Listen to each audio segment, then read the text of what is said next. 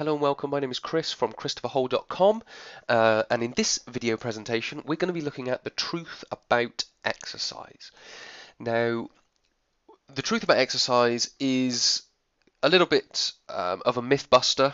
We're going to be looking at some myths, but mostly we're going to be looking at the current model of training and what I believe to be most certainly a different model of training, but I believe to build a stronger, more resilient body, not only for performance, but also on a sort of a general sort of public level, just builds sort of resilience against any kind of injury that could come about. And I want to start off with a quote. I'll come on to the models in a second after this slide, but I want to start off with a quote.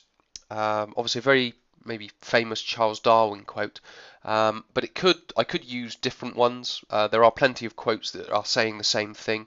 I could also use one from different fields of science. It's not just biology that says this. It's other fields of science as well, other fields of study. It doesn't just have to be a maybe a science, but certainly study. Finance talks about it, so on and so forth. So, but this one it's applicable. It's sort of to do with biology, which is kind of what we're talking about, the human body. It is not the strongest of the species that survives, nor the most intelligent that survives. It is the one that is most adaptable to change. And what that is basically saying is the organism that can adapt to a changing environment will survive that environment. An organism that is too specific and too honed in on one way of doing things will eventually become extinct. Okay? And our body works exactly the same. Our body is exactly the same. It is built with adaptability in mind. So at any one time, our body or ourselves or our organism, whatever you want to call it, could be called upon to push, to pull, to lift, to carry, to balance, to walk, to run. It has the ability to have a CV and a muscular endurance, which is the ability of our body to move or lift or work over a prolonged period of time without fatigue. It has the ability to be mobile. If you look at the hip joint and the shoulder joint, it has that ability to be very, very mobile. It also has the ability to be strong and have strength. So we can lift something small from the floor, which requires a little amount of strength, but we also have the ability to lift things that are much heavier. So we have this ability of endurance, which is long lasting, mobility, which is being able to move, and strength, which is just maybe one contraction of lifting something from the floor. So it has the ability to do all of it. We also have the ability for general movements in different directions. Again, if you go back to the shoulder or the hip joint, we are able to move in many, many different directions. If we just had hinge joints everywhere, we would only be able to move backwards and forwards. We wouldn't be able to move to the side or diagonally or whatever. We would only be able to move forwards and backwards. But because of the ball and socket joint in the hip and the shoulder, it gives us the ability to move in many, many different directions. And using exercise, we have to develop that.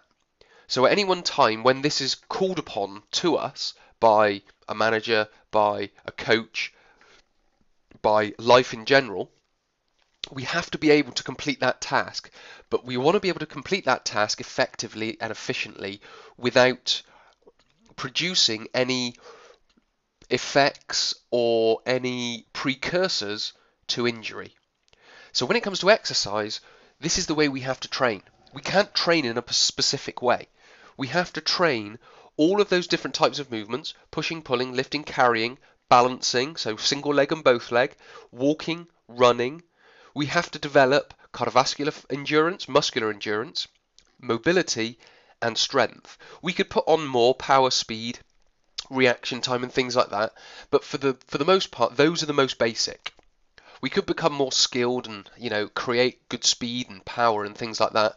But at the moment, and agility is another one, but at the moment, for the most basic, it's just developing an ability to run upstairs if necessary. an ability to run after a bus if we need to, the ability to be able to squat down and lift something from the floor safely, and the strength to be able to lift whatever we're lifting from the floor safely as well. Okay, so exercise is all about general movements in different directions at a very basic level. Now you may be thinking, well, we do that, everyone does that.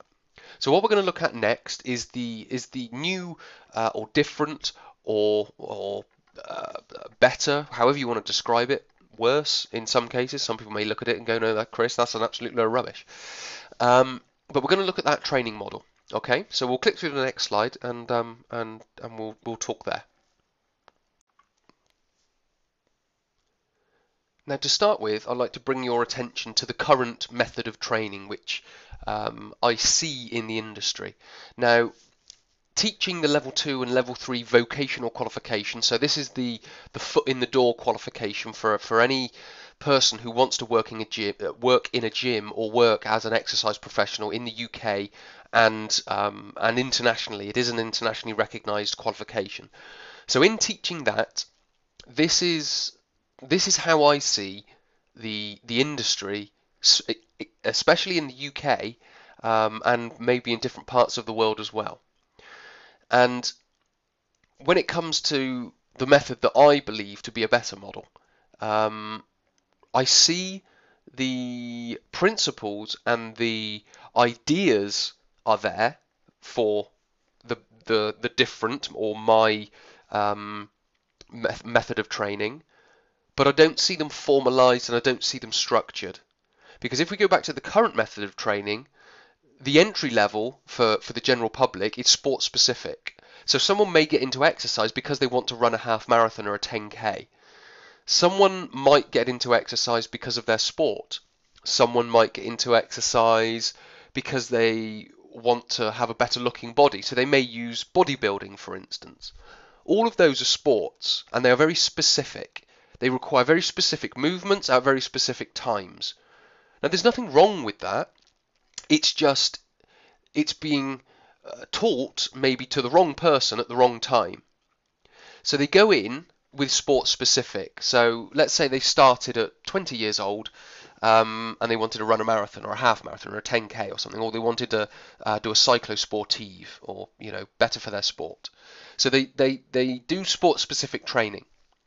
Then as they get to maybe 35 or 40, they start to, sort of give up their sport and, do a lot less of it. And then they just go into exercise for fitness.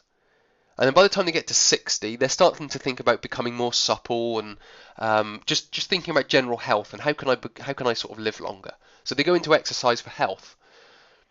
And then at any one time they could, get back pain, and then they'll discuss and go and find about ways of how to overcome low back pain. So that at the moment is what I see as the general trend within the industry, is that they come in sport specific and then they work their way to health. So they go from a very specific to a very general. Now, as I said before, for survival, we don't need fitness. We don't need intelligence. What we need is adaptability. And adaptability lies in health. Health is very general. Health is very adaptable. It needs all those different elements to be at a certain level. But in the fitness industry, the guidelines are there, but they aren't formalized. So when someone comes into a gym and they haven't been to a gym before, they aren't being taught to be active 5 days a week. They aren't formalizing that, creating a criteria for that, and then once they've ticked all those boxes, moving up into 3 times a week, slightly more vigorous exercise, if that makes sense. So what they're told is to exercise and to be healthy, that you need to run, for instance. So you get a lot of people going out for runs. Again, this is sport specific. They're coming in at this very specific time and exercise. They're training in a very specific way. They aren't developing their body in a way that all the tissues are growing together, because we have muscles, ligaments and tendons, for instance, and we have something called fascia as well. Now, muscles grow and repair a lot quicker than ligaments and tendons. So if we don't allow the ligaments and the tendons to repair, then what we're going to get, well, one injury is a repetitive injury, which is golfer's elbow or tennis elbow. So what we need to be able to do is allow the tissues to develop. So if we come over to the method that maybe I've developed, or certainly the method that I use anyway, whether I've developed it or not, is maybe up for argument. But I've certainly used it, and it's certainly come from my observations in the industry. So from a very extreme case, it would be surgery, rehabilitation with, say, a physio, and we'll use back pain, for example, because that's my sort of specialist area. So then they would come to exercise for low back pain, where they relearn movement, become more mobile. They then move up to exercise for general health, which is where they work on pushing, pulling, lifting, carrying, walking, running, muscular endurance, muscular CV endurance, muscular strength, and mobility in all different directions. So we're using movements in all different directions on all those different components. Once we've got that to a certain level, and once we've got that to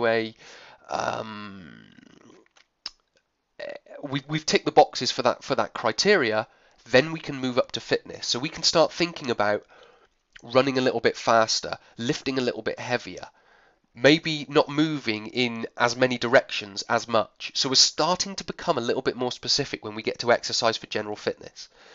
Then we can start talking about sport-specific training. Then we can start talking about running a marathon. Then we can start talking about bodybuilding. Then we can start talking about exercise for soccer or football in the UK. Then we can start talking about exercise for cycling. Because we've got that basis and that foundation underneath us of good general movement. Because it's the good general movement that's going to stop us from injury. If we become too specific, this is how we get injured, because we are too specific. Our body wants to be general, and the injury comes about to bring us back down to that general level. But because of the mentality of the industry and the people within it, the trainers, the coaches, the media, and just the general philosophy of gym goers, they think they need to be sport specific from the start. Whereas what they really need is exercise for general health. And if you were to come back, maybe surgery, rehabilitation for whatever reason. So the truth about exercise is it's the wrong way round. Okay? Exercise is being prescribed the wrong way round. They're going too hard, too fast, too heavy, too soon. They need that general foundation underneath them. And that's the truth about exercise. It needs to be flipped on its head. It needs to be more general. It needs to be more adaptable. The intensity at the start needs to be lower. And we need to build that in progressively. So exercise is very, very good for a human being. It's very good for an organism if done correctly. And that's what this method on the left-hand side that I've just put on the top, the Christopher Hole method of training, because it's certainly the one that I use, as the way forward. Building a general base. You wouldn't build a house from the top down. You would build a house from the bottom up. Any good house builder will tell you that. And that is how the body needs to be built, from the bottom up. If you go in sport specific, you're trying to build it from the top down. General health is basic, baseline, hit that criteria and move on. If we can get strong there and get healthy there and get resilient in health, move up to fitness, move into sport specific. You will last longer. Your lifespan will increase. You will survive, as the quote says. You will be adaptable, because at any point you could change sport. You could manage an injury a lot easier, because you will have the mobility. You will have the ability to lift something. Okay? So that sort of brings me to the end. I could talk about this all day. I could bring in other metaphors and other examples, but I think I've got the idea across. So hopefully it's been helpful. If you want to listen to more videos, please come to the website, christopherhole.com. Visit the blog, or you'll see in the sidebar there's plenty of videos. So yeah, thanks for listening. My name's Chris from christopherhole.com. I'll speak to you in a future video.